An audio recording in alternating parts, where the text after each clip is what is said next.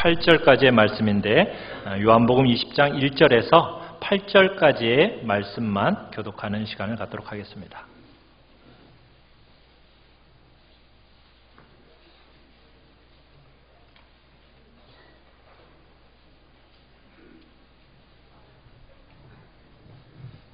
요한복음 20장 1절에서 8절의 말씀, 1절 제가 먼저 읽겠습니다.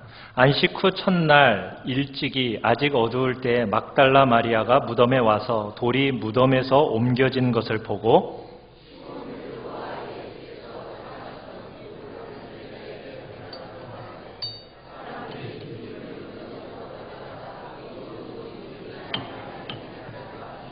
베드로와 그 다른 제자가 나가서 무덤으로 갈새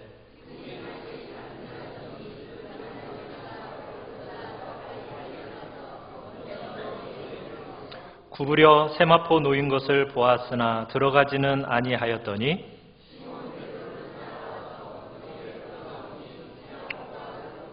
또 머리를 쌌던 수건은 세마포와 함께 놓이지 않고 딴 곳에 쌌던 대로 놓여 있더라.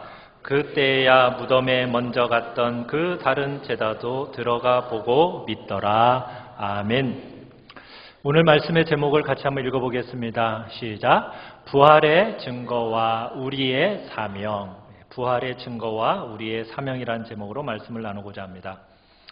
지금으로부터 약 40여 년 전에 프랑스의 한 잡지사가 세계의 저명한 인사 100명을 대상으로 해서 설문조사를 했다고 합니다.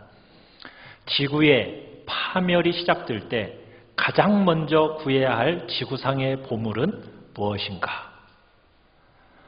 이 설문이었습니다. 그때 1위를 차지한 게 혹시 무엇인지 아십니까? 그것은 바로 이탈리아 토리노 성당에 보관 중인 예수님의 수의였다고 합니다. 돌아가실 때 입었던, 죽으실 때 입었던 세마포 수의. 그리고 2위가 프랑스 루브르 박물관에 전시되어 있는 인간 예술의 극치라고 불리우는 미로의 비너스 상이었다고 합니다. 그런데 실제로 1997년에 이탈리아 토리노 대성당에 화재가 발생했습니다. 대성당의 내부가 불에 타버린 겁니다. 당시 많은 사람들이 주목하는 게 있었어요. 그건 뭐였느냐면 성당 안에 보관되어 있던 예수님의 수의였다고 합니다. 예수님의 시체를 쌌던 것으로 알려진 세마포. 화재 신고를 받고 출동한 소방대원들은 화염에 휩싸여 있던 성당 안으로 목숨 걸고 뛰어 들어갔습니다. 그리고는 그 안에 여러 가지 금으로 된 모든 것들은 다 포기하고 3중 방탄 유리로 이렇게 되어 있었는데 그 유리를 도끼로 깨뜨리고 세마포가 담긴 그 성괴를 구해냈다라는 거예요.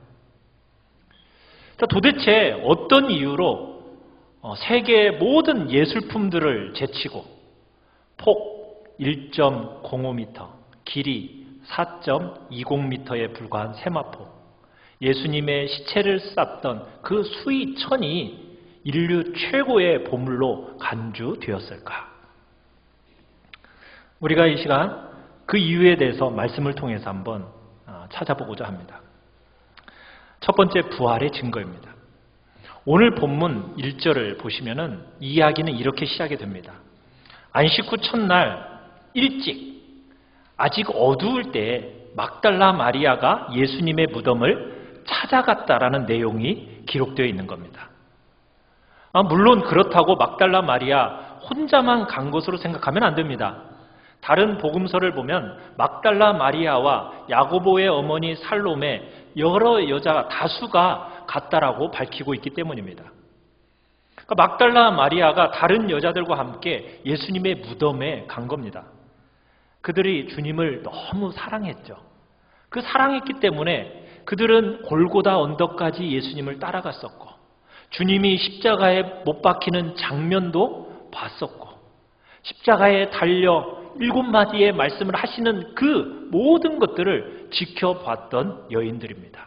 그리고 예수님이 십자가에서 내려오셔서 장례가 되어질 그 순간까지 끝까지 장례식에 참석했고, 아마 무덤을 향해서 한동안 앉아 있다가 저녁에 집으로 돌아갔을 겁니다. 안식 후 첫날 이들이 다시 무덤을 찾아온 거예요. 동이 트기 전인 새벽 미명입니다. 사람이 매장되지 얼마 않는 묘지, 여러분 그것도 여자의 몸으로 그곳을 찾아간다라는 거, 그거 참 쉬운 일이 아니지 않습니까? 근데 이처럼 이들이 그 어려움을 무릅쓰고 예수님의 무덤을 찾아간 이유는 무엇이었을까요? 다른 복음서를 참조하면 그들은 향품을 사서 예수님의 시신에 바르기 위해서 찾아갔다라고 기록을 해놓고 있습니다. 유대인들의 장례를 치를 때 그 몸에 기름을 바릅니다. 그 시신에다가 몸에 기름을 바르고 머리에도 감람유를 발라서 곱게 빗어서 단장을 시킨다고 해요. 그 다음에 세마포로 둘둘 말아서 무덤에 장사 지내는 것이 유대인의 장례 풍습입니다. 그런데 예수님의 시신은 어떻게 장사를 지냈느냐면, 예수님이 십자가에서 내려오시는 그 순간 6월절 바로 시작 직전이었습니다. 그러다 보니까 너무 시간이 없었어요. 그래서 예수님이 피범벅이요 땀범벅이 된 그대로, 그 몸 그대로 세마포에 둘둘 말아가지고 예수님을 무덤 속에 황급히 장례를 치렀던 겁니다. 이 모습을 지켜보고 있던 막달라 마리아를 비롯한 많은 여인들이 마음속 깊은 곳에 안타까움으로 남아 있었던 거예요. 주님은 우리를 그렇게 사랑하시다가 주님은 우리를 위해 돌아가셨는데 그 몸은 기름 한 방울 묻히지 못한 채 그렇게 장례를 치렀구나. 아마 이들은 6월절 이틀 내내 마음속에 괴로워하면서 있다가 안식 후 첫날 딱 되니까 새벽 빨리 그분에게 가서, 예수님께 가서 세마포를 풀고 예수님의 온 몸을 향유로 정성스럽게 발라서 좋은 장례를 치러야겠다, 이런 생각을 가지고 지금 동굴 무덤을 향하고 있는 겁니다. 그런데 이 새벽에 어떤 일이 일어났었죠? 예수님이 부활하셨죠. 근데 이 새벽에 아주 놀라운 일이 일어난 겁니다. 주님께서 부활하실 때 지진이 일어났었어요. 지진이 일어나면서 무덤에 임봉을 딱 쳐놨었는데 임봉이 저절로 풀리면서 돌이 굴러가고 돌무덤이 활짝 열려졌던 거예요. 그런데 이 사실을 이 여인들은 전혀 모르고 있었죠. 이 여인들은 가면서 서로 그런 질문을 했습니다. 도대체 무덤에 가로막힌 돌은 누가 치워줄 것인가? 서로 걱정만 하면서 이제 무덤에 도착을 했어요. 그런데 동굴 입구까지 왔는데 이게 웬일입니까? 막달라 마리아가 염려했던 그 문제의 돌이 어떻게 되어 있어요? 옮겨져 있는 거예요. 그리고 그 동굴 무덤이 활짝 열려 있는 겁니다. 그러자 이 여인들의 마음속에 갑자기 이 가슴이 무너져 내림을 느낀 거예요. 왜? 도굴꾼들이 예수님의 시체를 훔쳐간 거구나, 이렇게 생각하게 된 거예요. 그래서 막달라 마리아가 즉시 베드로와 요한에게로 달려가서 예수님의 시신이 사라졌다, 그러면서 알립니다. 이 말에 깜짝 놀란 베드로와 요한, 스승의 시신이 사라졌다라는 그 소식을 듣고 이 두 사도가 무덤으로 정신없이 달려갑니다. 베드로보다는 요한이 젊습니다. 누가 더 빨리 달렸겠어요? 요한이 더 빨리 달렸습니다. 먼저 무덤에 도착했어요. 그러나 무덤에 다다른 요한은 즉시 무덤 속으로는 들어가지 않고 몸을 구부려가지고 무덤 안에 이렇게 살펴봤습니다. 그랬더니 세마포만 그 안에 있는 것을 보았어요. 자, 그 뒤에 허겁지겁 따라온 베드로. 이 베드로는 즉시 예수님 무덤 안으로 들어가 버렸어요. 그러더니 확인을 했습니다. 예수님의 시체를 도둑 맞았을 것이라고 생각하며 염려했던 그들에게 있어서 이 당시 장면은 의미가 있는 모습이었어요. 무엇이었냐면 베드로가 딱 들어가 보니까 두 가지가 이상했던 거예요. 한 가지는, 첫 번째는 세마포가 놓여 있다라는 거예요.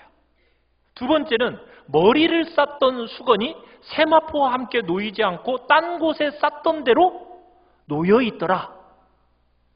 베드로는 이 두 가지 특징적인 사건 현장을 보면서 이상하게 여기면서 돌아갑니다. 자, 그러면 왜 베드로는 이 현장을 들여다보고 이상하게 여겼을까요? 첫째는 세마포가 놓인 현장을 봤을 때 베드로는 그 상태가 매우 이상하다라고 여겼다라는 거예요. 왜냐하면 이 세마포가 놓였다는 말을 우리가 한번 잘 이해해야 됩니다. 우리가 6절을 한번 보시면요.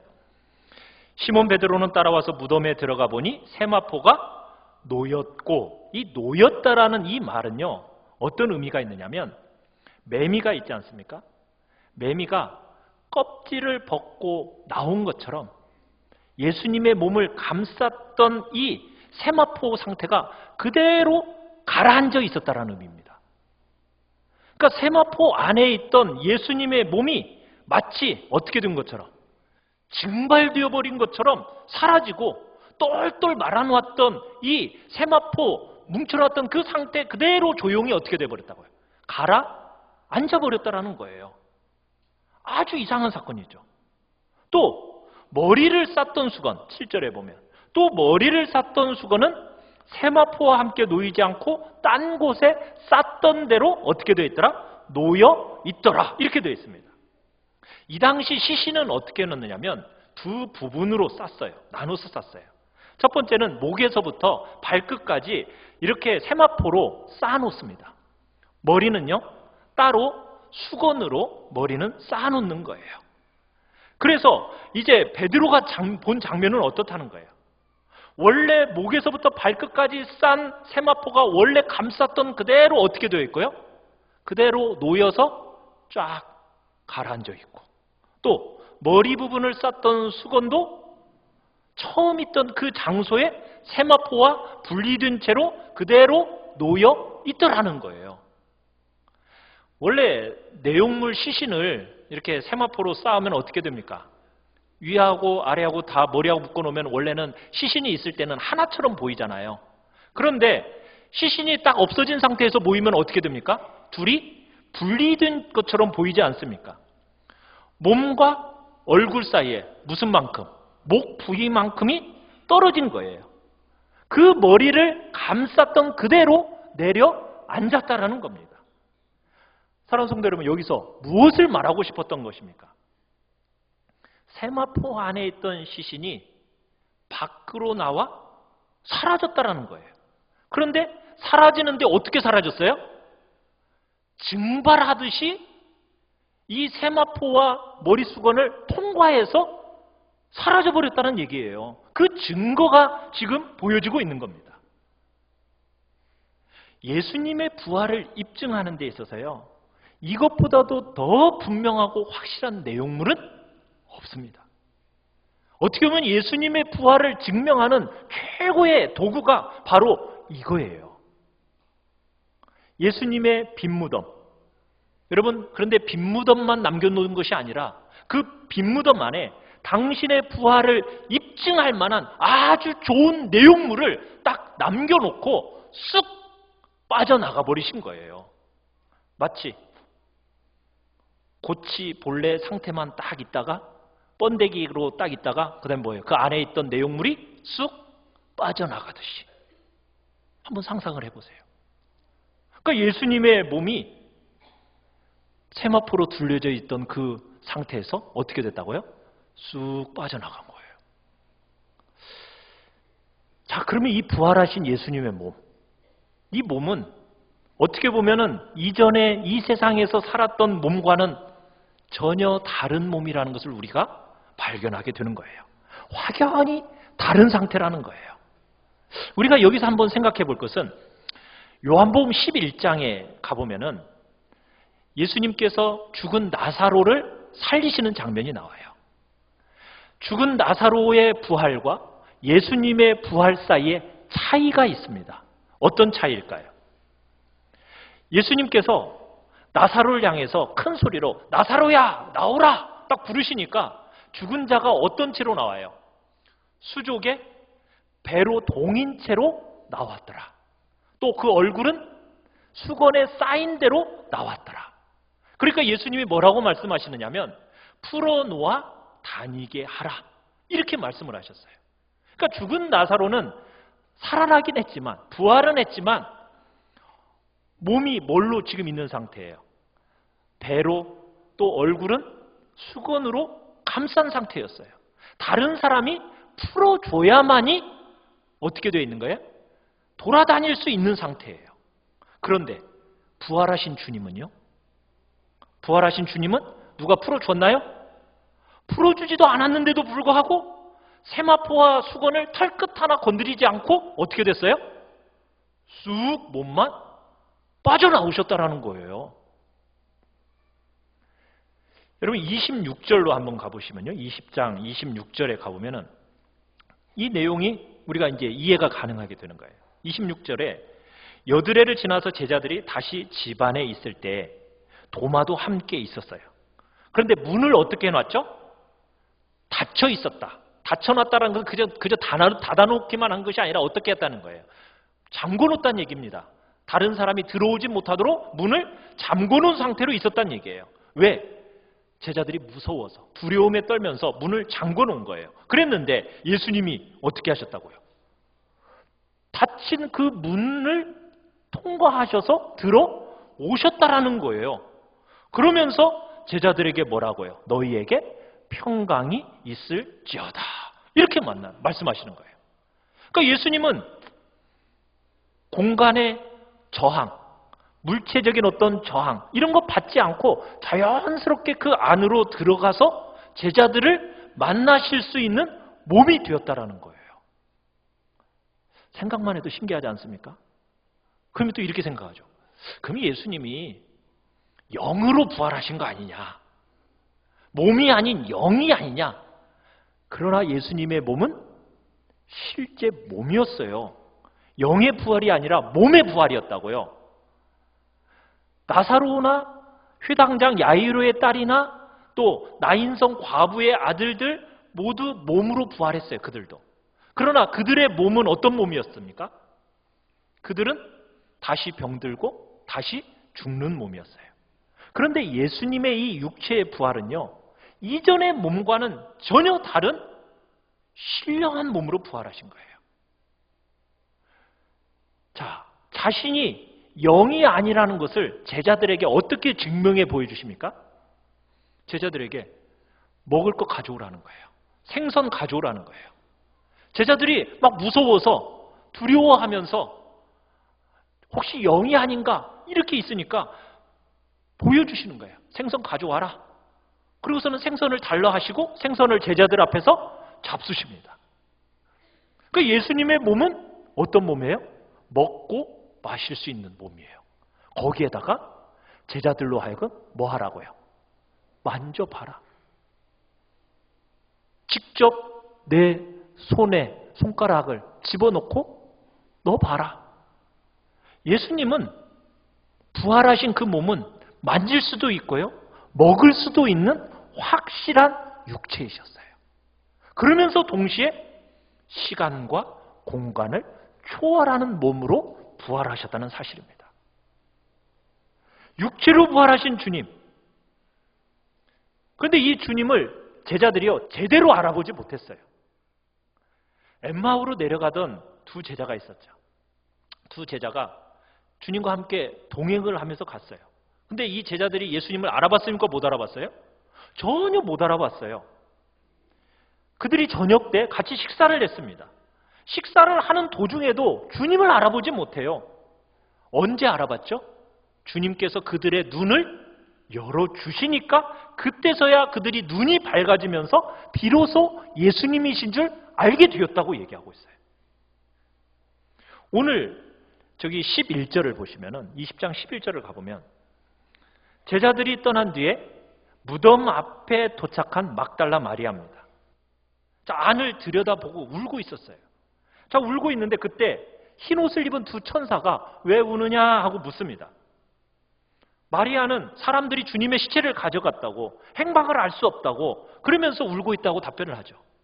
그리고 고개를 잠깐 들었더니 뒤에 누가 서 있는 것이 느껴진 거예요. 그래서 그 두 뒤에 있는 분한테 시체를 누가 가져갔는지 알려달라고, 행방을 알려달라고 이제 부탁을 합니다. 자, 그런데 뒤에 있는 분을 누구로 알았죠? 보시면은 동산지기로 알았다라고 얘기했습니다. 15절을 보시면 동산지기인 줄 알았다는 거예요. 예수님을 예수님으로 보지 못했던 거예요. 그러자 예수님이 막달라 마리아를 향해서 뭐라고 그래요? 마리아야, 딱 부르실 때 부활하신 예수님인지 아는 거예요. 막달라 마리아도요, 예수님을 맨 처음 봤을 때는 알았어요, 몰랐어요? 전혀 몰랐어요. 그러면요, 이런 증거들을 볼 때 주님이 부활하시고 난 이후의 모습은 이 땅에서 육체를 가지고 계실 때의 모습과 어떻다라는 겁니까? 상당히 다르다는 거예요. 인간적인 눈으로 봤을 때는 전혀 깨달고 알 수 없는 그런 몸으로 바뀌셨다라는 거예요. 그런 몸을 입으셨다라는 거예요. 생전에 사셨던 모습과는 전혀 다른 모습으로 변하셨다라는 거죠. 마치 그런 거예요. 진흙으로 만든 그릇이 갑자기 금그릇으로 딱 변하면은 이것이 금그릇이었는지 진흙이었는지 알아요, 몰라요? 그 금그릇을 진흙으로 우리가 알 수가 없잖아요. 그런 것처럼 거룩한 몸으로 주님이 질적인 변화가 나타나니까 제자들이 전혀 예수님을 못 알아본 겁니다. 그 질적인 변화가 너무 신비해가지고 그런 놀라운 몸으로 변화가 된 거예요. 그런데 사랑하는 성도 여러분, 예수님이 재림을 하시잖아요. 재림하시는 그날 우리도요, 어떤 몸으로 변화돼요? 예수님과 똑같은, 예수님이 변화된 그 몸으로 우리도 변화가 될 것입니다. 세마포나 얼굴에 쓴 수건을 풀거나 뜯거나 할 필요가 없이 그냥 그대로 쑥 뚫고 나왔던 몸. 그 자리에 그대로 폭 가라앉은 세마포, 얼굴 수건. 여러분, 이것은요, 예수님의 몸이 전혀 다른 천상의 몸으로 덧입혀서 부활하셨음을 보여주는 강력한 증거인 겁니다. 놀라운 부활의 증거인 거죠. 자, 예수님의 부활을 처음 목격한 사람이 누굽니까? 최초로 목격한 사람이 오늘 11절에 나오는 막달라 마리아예요. 자, 막달라 마리아가 감격 속에서 라보니여 하면서 예수님을 꽉 껴안습니다. 그러니까 예수님의 몸은 어떤 몸이라는 거예요? 실제 몸이라는 거예요. 껴안을 수 있는 몸이라는 거예요. 자, 그때 주님이 하신 말씀 17절 우리 같이 한번 읽어보죠. 17절 시작. 예수께서 이르시되 나를 붙들지 말라. 내가 아직 아버지께로 올라가지 아니하였노라.